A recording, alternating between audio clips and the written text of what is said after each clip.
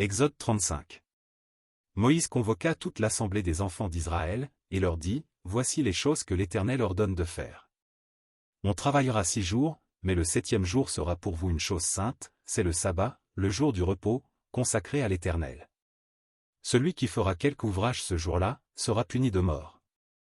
Vous n'allumerez point de feu, dans aucune de vos demeures, le jour du sabbat. » Moïse parla à toute l'assemblée des enfants d'Israël, et dit, « Voici ce que l'Éternel a ordonné. Prenez sur ce qui vous appartient une offrande pour l'Éternel. Tout homme dont le cœur est bien disposé apportera en offrande à l'Éternel, de l'or, de l'argent et de l'airain. Des étoffes teintes en bleu, en pourpre, en cramoisi, du fin lin et du poil de chèvre.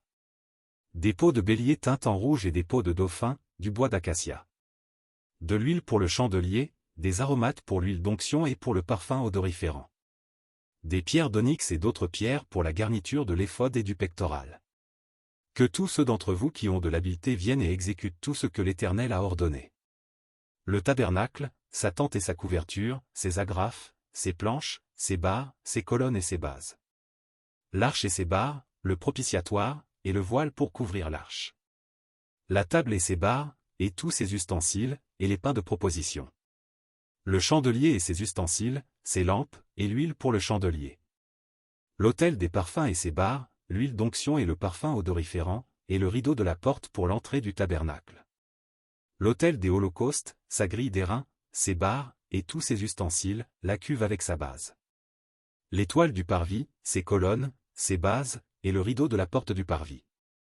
Les pieux du tabernacle, les pieux du parvis, et leur cordage, les vêtements d'office pour le service dans le sanctuaire.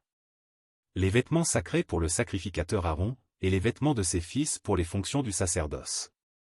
Toute l'assemblée des enfants d'Israël sortit de la présence de Moïse. Tous ceux qui furent entraînés par le cœur et animés de bonne volonté vinrent et apportèrent une offrande à l'Éternel pour l'œuvre de la tente d'assignation, pour tout son service, et pour les vêtements sacrés.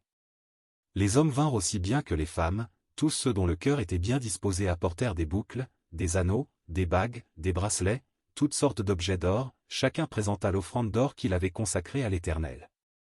Tous ceux qui avaient des étoffes teintes en bleu, en pourpre, en cramoisi, du fin lin et du poil de chèvre, des peaux de bélier teintes en rouge et des peaux de dauphin, les apportèrent. Tous ceux qui présentèrent par élévation une offrande d'argent et d'airain apportèrent l'offrande à l'Éternel. Tous ceux qui avaient du bois d'acacia pour les ouvrages destinés au service, l'apportèrent. Toutes les femmes qui avaient de l'habileté filèrent de leurs mains, et elles apportèrent leur ouvrage, des fils teints en bleu, en pourpre, en cramoisi, et du fin lin. Toutes les femmes dont le cœur était bien disposé, et qui avaient de l'habileté, filèrent du poil de chèvre. Les principaux du peuple apportèrent des pierres d'onyx et d'autres pierres pour la garniture de l'éphod et du pectoral. Des aromates et de l'huile pour le chandelier, pour l'huile d'onction et pour le parfum odoriférant. Tous les enfants d'Israël, hommes et femmes, dont le cœur était disposé à contribuer pour l'œuvre que l'Éternel avait ordonnée par Moïse, apportèrent des offrandes volontaires à l'Éternel.